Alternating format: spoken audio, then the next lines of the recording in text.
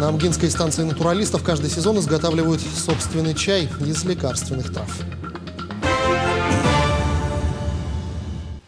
Педагоги Амгинской станции натуралистов каждый сезон изготавливают собственный чай из лекарственных трав.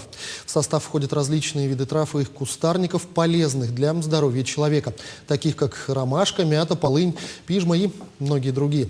С каждым годом ассортимент наборов расширяется. В этом году в него входят конфеты из сосновых шишек.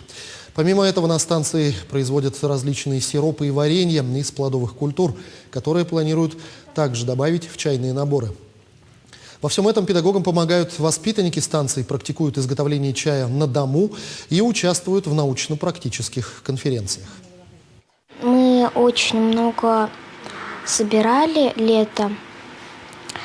И мы летом вечером мы вокруг стола собирались все и брали чай и вот так вот делали. И сушили, наверное. Да. Кто тебе помогает в этом? В этом мне помогает мама и бабушка.